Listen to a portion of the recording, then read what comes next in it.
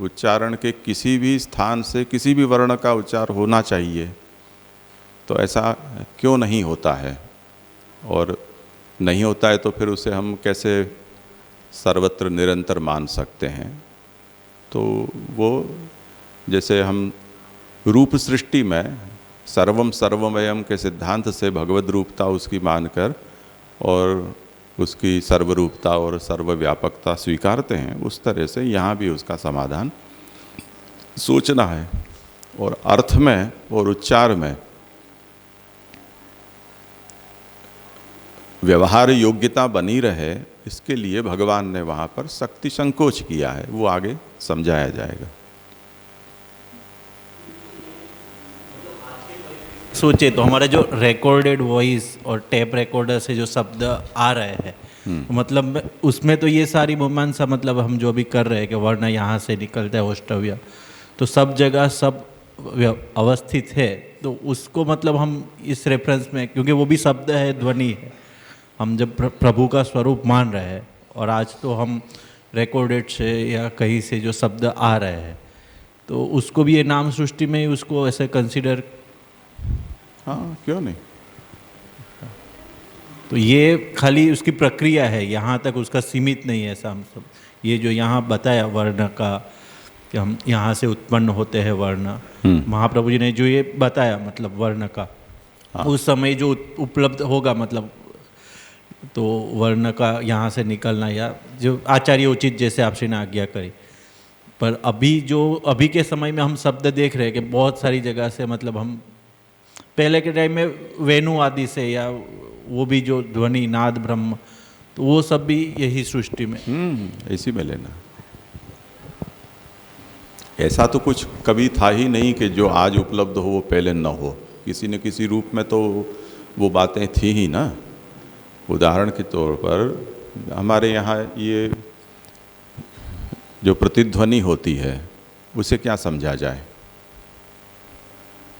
तो प्रतिध्वनि कोई पहली बार आज ही हम लोगों ने जाना है ऐसा तो है नहीं, वो पहले से हुई। इसी तरह आकाशवाणी होना, बिजली का गरजना है, नदी का बहना है, ये सब तो बिना स्थान के ही ये सब ध्वनियाँ तो आ ही रही हैं। इसी तरह संगीत के वाद्यों में से जो प्रकट होता है वो भी सब कुछ इसी ध्वनि से हम उसको तालमेल बनाते हैं ना। तो ऐसी कोई बात नहीं है। जहाँ तक लिखित वस्तु का प्रश्न है या रिकॉर्डेड आवाज़ का प्रश्न है, तो उसको भी इसी के अंतर्गत हमें लेना है, वो नाम सृष्टि है। तो वो फिर ध्वनि कही जाएगी ना, शब्द तो जो हम उच्चारण करते हैं वो, और ये सब है वो सब ध्वनियाँ, ऐसे ऐसा है कि जो शब्द है वो तो ध्वनि तो है ही ना, हम उच्चार करेंगे वो भी ध्वन्यात्मक ही तो शब्द कहा जाएगा। लिखा हुआ होगा तो ध्वन्यात्मक नहीं कहेंगे, वो चित्रित होगा या आलेखित होगा। पर अगर हम बोल रहे हैं या बजा रहे हैं तो ध्वनि तो उसका एक सामान्य स्वरूप है ना, कंपोनेंट तो वही है। शब्द तो वही व्याकरण शास्त्र के द्वारा एक घड़ा गया, एक उसका ऐसा समझो कि परिभाषा है या एक ऐसा नाम है कि हम इसको इस अक्षरों से कहेंगे। जैसे हम शब्द बोलते हैं, जो शुद्ध व्याकरण होते हैं वो पद बोलेंगे, क्योंकि शब्द है वो विभक्ति रहित भी हो सकता है, पर पद है वो विभक्ति रहित नहीं होता है। तो विभक्ति सहित होने पर ही वो अर्थबोध कराता है, तो वहाँ वो पद शब्द का प्रयोग होता है। ऐसे आपने जो लिखे हुए की बात, मतलब हमने बात हुई लिखा हुआ, वो तो दोनों में आएगा ना, रूप सृष्टि में भी आएगा, क्योंकि हम पंचात्मक रहित जब बात कर रहे हैं, जो शब्द का जो डेफिनेशन हमने क्लियर किया कि उसमें पंचीकृत रहित, तो और जो लिखे हुए शब्द है मतलब शास्त्र के या हम जो शब्द ब्रह्म, तो वो तो रूप सृष्टि में भी आएगा, क्योंकि उसमें तो पंचीकरण हुआ है। तो शब्द ब्रह्म जो बोला हुआ है या वो नाद को ही कहेंगे कि, क्योंकि ये तो जो लिखा हुआ उसमें तो डायलेमा आ जाएगा ना, उसमें तो दोनों रूप सृष्टि भी आ जाएगी और नाम सृष्टि भी आ जाएगी, तो उसको हम। आपको अर्थबोध कैसे होता है?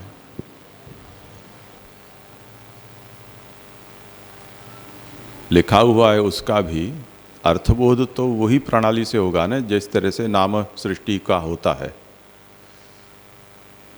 तो आपने कानों से सुना और उसके बाद आपने जो भी उसका अर्थ ग्रहण किया, इसी तरह आंखों से आपने उसको पढ़ा और आपने अर्थबोध किया। तो अर्थबोध जो हुआ है वो तो नाम सृष्टि के माध्यम से ही हुआ है ना, उस तात्पर्य से कहा जा रहा है।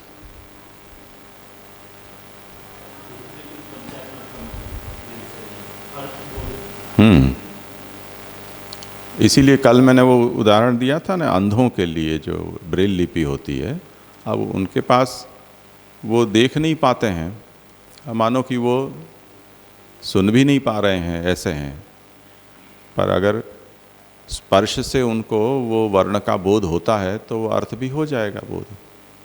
जैसे अपन वहाँ गए थे अंध के विद्यालय में, तो महाभारत उन्होंने नारायणम नमस्कृत्य नरं चैव नरोत्तमं देवीं सरस्वतीं व्यास ततो जयमुदीरयेत, ऐसा महाभारत का श्लोक उन्होंने पढ़कर सुनाया। तो वो उंगलियों से ही पढ़ा उन्होंने, देख तो नहीं पा रहे थे।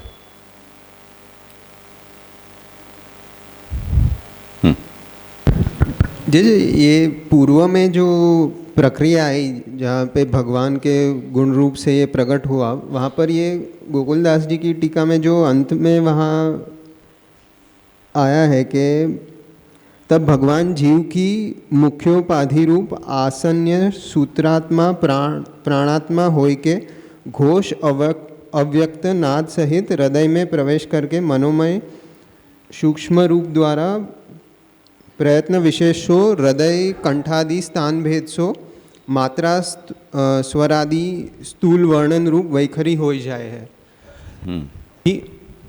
अभी जो जैसे ये जो दृष्टांत है, जैसे कोई भी म्यूजिकल इंस्ट्रूमेंट हो या नदी आदि या पत्थर आदि, तो वो जो सब हमें ध्वनि सुनाई दे रही है, तो वो ये प्रक्रिया से मतलब ये जीव के लिए ही ये प्रक्रिया है, ऐसे समझेंगे? जो वैखरी होने की है वो हृदय से होकर कि वहाँ पर उन स्थान में उनके अनुरूप प्राण, और वैसे समझेंगे? हमारे पास जो उपकरण हैं उससे हमारे उपलब्ध उपकरणों के माध्यम से वो प्रकट होंगे।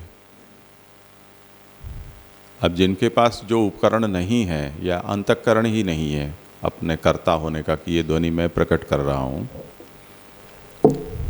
तो जो भी संगीत का वाद्य बजा रहा है, हर कोई बजाने वाला पहले तो गाता ही है, बिना गाए तो बजता ही नहीं है।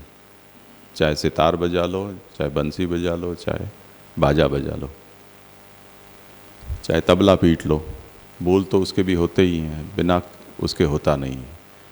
अब जो आपके पास इनबिल्ट बोलने के उपकरण हैं, उसकी आपने आउटसोर्सिंग तार में या चमड़े पर या जो वहाँ स्विचेस हैं उसके साथ आपने उसको रिप्लेस किया है। पर जो भी प्रकट हुआ है वो तो अंदर ही प्रकट हुआ है ना आपके। वो शब्द ब्रह्म आपके भीतर ही प्रकट हुआ है। वैखरी में आपके पास ये उपकरण का उपयोग न करके और उसको आपने यहाँ कर दिया। अब इसी बोल को मैं दागे नाती ना के दिन मुँह से बोलूँगा तो आप कहोगे कि ये शब्द ब्रह्म की वैखरी है, और इसको आप वैखरी नहीं कहोगे, कहना ही पड़ेगा। पहले तो हमारे भीतर ही हुआ है।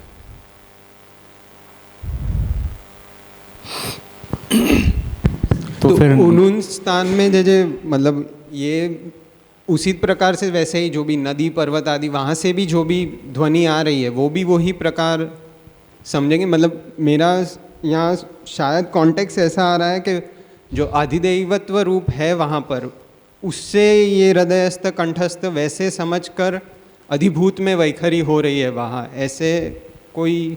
जैसे घनाघन निभे सदा ध्रुव पराशरा विश्व दे, ऐसा वर्णन श्री महाप्रभु करते हैं। और उसमें महाप्रभु ऐसा दर्शन कर रहे हैं कि यमुना जी किसी पालकी ऊपर सवार होकर ब्रज में प्रभु विराज रहे हैं, उनको मिलने के लिए दौड़े से जा रहे हैं, और उसका ये घोष है। अब यदि उनका आधिदैविक स्वरूप हम विचार करें और उस तरह से उनकी उस ध्वनि को वहाँ श्री यमुना जी के द्वारा प्रकट हुई ध्वनि के रूप में सोच रहे हैं, तो फिर वही वैखरी हो जाएगी ना। इसी तरह सर्वत्र हम इसको ले सकते हैं।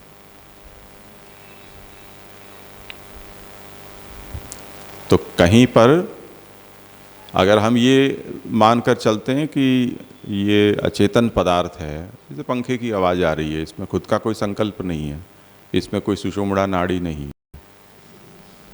अरे पर सुषुम्ना नाड़ी नहीं है तो न सही, पर कोई वहाँ ध्वनि पैदा तो हो रही है, और वो अगर ध्वनि सार्थक ध्वनि के रूप में आप उसको समझ पा रहे हो, तो वो शब्द ब्रह्म उस रूप में प्रकाशित हो रहा है, ऐसा कहने में आपत्ति क्या है?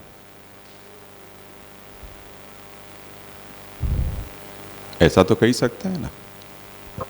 तो फिर वहाँ पे शब्द ब्रह्म अनुस्यूत कैसे हुआ? यहाँ पे जो प्रक्रिया बताई सुषुम्ना नाड़ी के थ्रू, तो वहाँ पे फिर प्रक्रिया कौन सी होगी? हमारे पास वही तो मैंने कहा ना कि हमारे पास उपलब्ध साधन है, तो हम इस तरह से करते हैं। मानो कि कोई ये कहे कि इस कमरे में विपश्यना का जो केंद्र होता है जहाँ मौन रखना होता है, अब मानो कि आप विपश्यना केंद्र में है और आपका तीसरा दिन है, मौन व्रत रखना है, आपको कोई इमरजेंसी आई, कोई आया बाहर से और किसी का ध्यान नहीं है, तो अब वैखरी ये हो गई ना।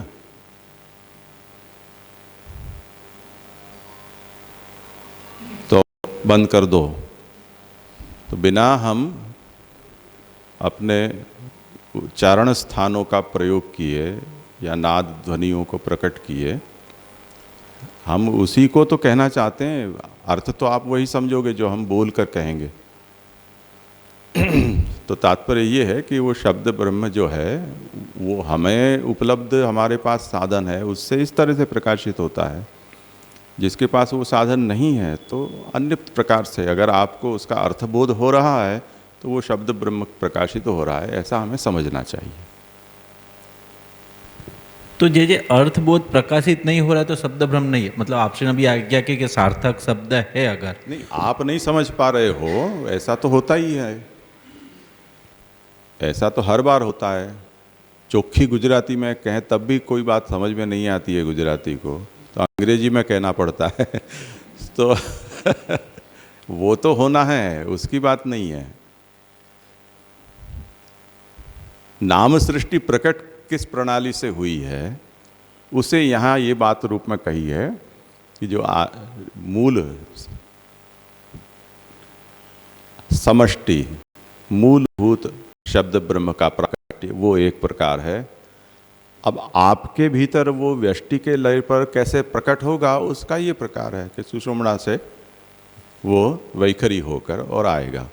अब आपके पास वैखरी में मानी लो कि किसी का वो होता है ताड़वा होता नहीं है, ऐसा होता है बच्चे में, अविकसित होते हैं, तो उनको ये समस्या हो जाती है कि वो खाना मुंह में मतलब फूड कैनाल में जाने की बजाय सांस नली में घुस जाता है। अब बेचारे जिसको तालु ही नहीं है तो वो तालव्य का उच्चार करेगा कैसे? या कुछ लोगों के होठ कट जाते हैं, तो कटे हुए होठ वाले हैं वो दंतोष्ठ या ओष्ठ वर्ण का उच्चार ही नहीं कर पाएगा। पर इसका मतलब ऐसा थोड़ी है कि वो उस वर्ण से जो कही जाने वाली बात है वो कहे या समझ नहीं पा रहा है। उसकी मर्यादा में आप उसके साथ जो रहने वाले व्यक्ति हैं वो जो बोबड़े तोतले लोग होते हैं उनकी बातों को समझते हैं कि नहीं?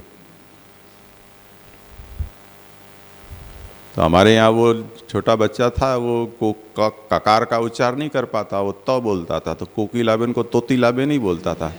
अब जिसका कोकिला है वो भी उसको जवाब देती थी तोतिला कहने पर भी।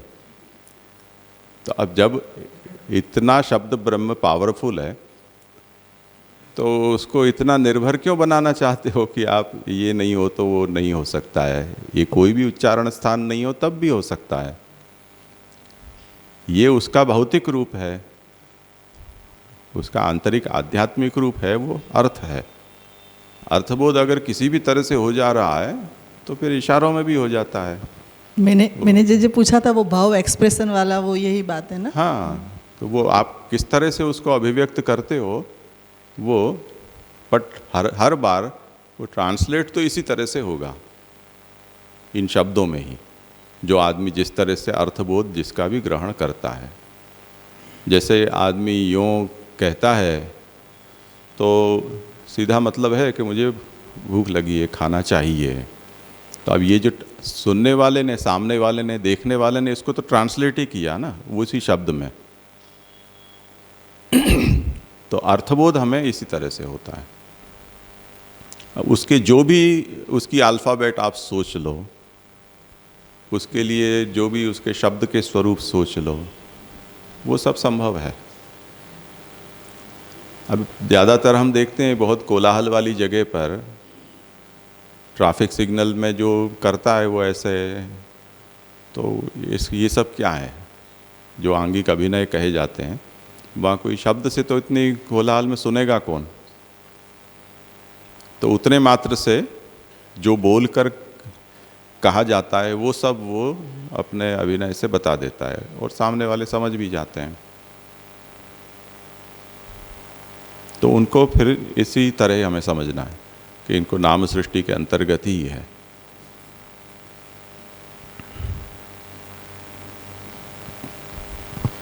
यहाँ थोड़ी देर विराम कर लो। क्या है? हाँ, तो अनभिव्यक्ति स्थानेष्वपि विद्यमानाः भगवानिव सर्वत्रांतरयुक्ता अनंत रूपाश्च। जैसे भगवान सर्वत्र अंतर हैं उसी तरह, और जिस तरह से भगवान के अनंत रूप हैं उसी तरह ये जो नाम सृष्टि के जितने भी अंग उपांग हैं उनको भी उसी तरह समझना चाहिए।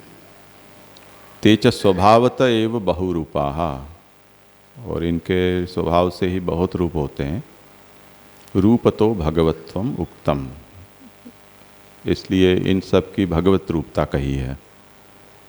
तो यहाँ 50 वर्ण होते हैं या 64 होते हैं, 63, 51, 52 होते हैं, और उनके विभिन्न प्रकार भेद हैं, वो सब भी भगवद रूप ही हैं, ऐसा समझना चाहिए। ये बात यहाँ कही।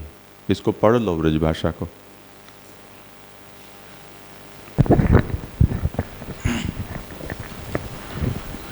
शब्द ब्रह्म के अंश हु पूर्ण ही है, अर्थात 50 वर्ण हैं सो शब्द ब्रह्म के अंश हैं। 16 स्वर हैं, अ आ ई ई इत्यादि। 25 स्पर्श हैं, क ख ग घ ङ। सौ लेके प फ ब भ म पर्यंत अंतस्थ 4 य र ल व। ऊष्मा 4 श ष स ह। अंत को अक्षर क्ष है। ककार षकार मिले सो क्ष बने है, परंतु या को श्रवण भिन्न है तासो न्यारी न्यारी गणना है। क्ष है सो ज्ञ को हु उपलक्षक है। अवान्तर अनुनासिकादि भेद बहुत हैं। को ग्रंथ में 4 तथा 60 वर्ण माने हैं। कोई में 63, कहीं 51, तो कोई ग्रंथ में 52 वर्ण माने हैं। तथापि मातृका विद्या में सिद्ध जो पक्ष हैं वा को ग्रहण है। भगवद रूप होवे सो सर्व वस्तु नित्य है।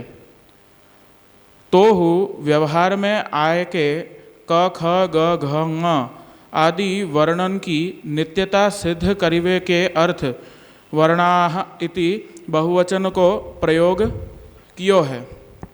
जितने वर्ण हैं सो सब नित्य तथा व्यापक हैं।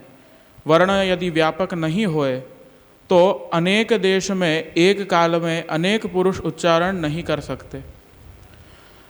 सब ठिकाने सब वर्ण निरंतर विद्यमान है। कंठ, तालु आदि स्थानन में प्राणवायु के आघात से प्रकट होवे है। अन्य ठिकाने जहाँ प्रकट होवे की सहायता नहीं है वहाँ हु विद्यमान है। भगवान के समान सर्वशक्ति युक्त है, अनंत रूप वाले हैं, अर्थात भगवान जैसे बहुरूप ऐसे शब्द हु बहुरूप हैं। जैसे भगवान में 3 भेद हैं, सत, चित तथा आनंद, ऐसे शब्द में हूँ वर्ण। आगे का विषय। जज एक प्रश्न।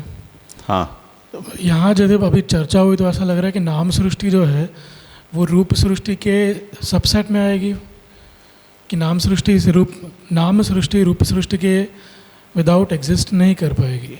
ऐसा कहना उचित है या ऐसी क्या आवश्यकता है? मतलब जैसे नाम रूप दोनों एक्सक्लूसिव है या फिर रूप के अंदर नाम का अंतर्धान, बस समझने के लिए। जैसे सृष्टि वर्णन में ये आता है कि नाम रूपे व्याकरवाणी, भगवान ने नाम रूपों के रूप में सृष्टि प्रकट की, उसका व्याकरण किया। तो जो रूप प्रकट किया उसका करस्पॉन्डिंग नाम है। या भगवान ने जब पहले संकल्प किया तब भगवान के संकल्प में जो सृष्टि थी वो नाम सृष्टि थी। अकॉर्डिंगली भगवान ने रूप सृष्टि प्रकट की। तो भगवान में ऐसा संभव है कि नाम सृष्टि हो और बाह्य रूप सृष्टि न हो। वो हमारे लिए भी संभव है। हम अपने मन में कई कल्पनाओं को रखते हैं, वो हमारी नाम सृष्टि है। वो साकार हो न हो वो एक दूसरा विषय है, पर कभी वो साकार हो भी जाती है तो वो रूप सृष्टि और नाम सृष्टि दोनों हो गई। हमने नाम रख दिया, उस चित्र बना दिया, उसका कुछ नाम रख दिया, कुछ कविता लिख दी, ऐसे। पर भगवान ने जो रूप सृष्टि प्रकट की है वो नाम रहित हो, ऐसा संभव नहीं है। हम उसके नाम को या उसके अर्थ तात्पर्य को न जानते हों, न समझते हों, ऐसा संभव है। पर भगवान के लिए वो अनामिका सृष्टि हो, ऐसा संभव नहीं है। वो फिर आगे और स्पष्ट होगा जितना जैसे जैसे प्रकरण चलेगा। अभी थोड़ा विश्राम कर लो।